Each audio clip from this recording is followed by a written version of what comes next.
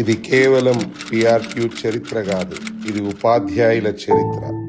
ఒకప్పుడు ఉపాధ్యాయులకు ఒక గొంతుక లేదు, గౌరవం లేదు, భద్రత లేదు. వారు ఎన్నో ఇబ్బందుల మధ్య ఒంటరిగా నిలబడి తమ హక్కుల కోసం పోరాడారు. కానీ వ్యవస్థ మౌనం పాటించింది.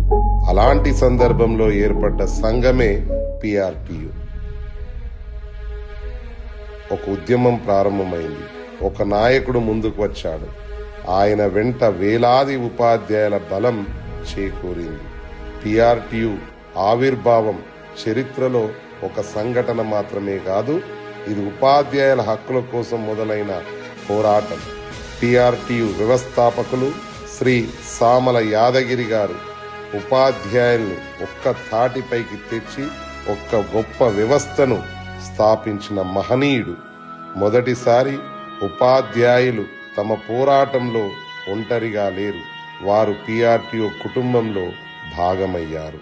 పిఆర్టీయు ఉపాధ్యాయుల గౌరవం కోసం పోరాటం చేసింది. పిఆర్టీయు ఉపాధ్యాయుల హక్కుల కోసం గలమెత్తింది, మార్పు సాధించింది. పంచాయతీరాజ్ ఉపాధ్యాయులతో పాటుగా ఇతర ప్రభుత్వ ఉపాధ్యాయులను కూడా కలుపుకొని పిఆర్టీయు తెలుగు రాష్ట్రాల్లో అతిపెద్ద ఉపాధ్యాయ సంఘంగా మారింది.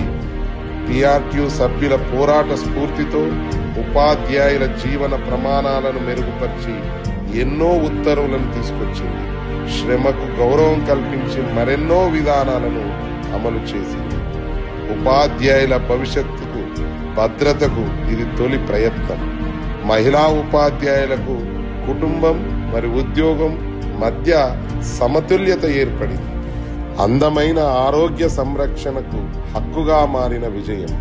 మహిళా ఉపాధ్యాయులకు ఉద్యోగ జీవితాన్ని మరింత అనుకూలంగా మార్చిన నిర్ణయం.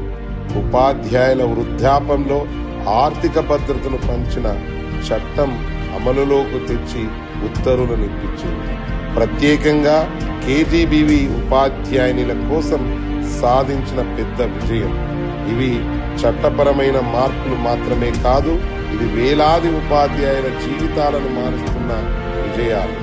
తెలంగాణ రాష్ట్ర సాధనలో కూడా పిఆర్టీయు కీలక పాత్ర పోషించింది.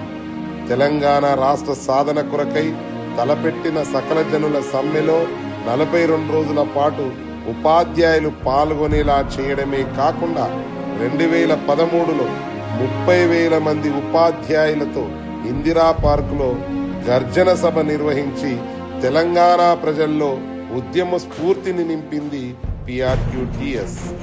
పిఆర్టీయు ఒక యూనియన్ మాత్రమే కాదు, పిఆర్టీయు ఉపాధ్యాయుల గుండెలో చప్పుడుగా మారింది. ప్రతి తరగతి గదిలో ప్రభావం చూపుతుంది.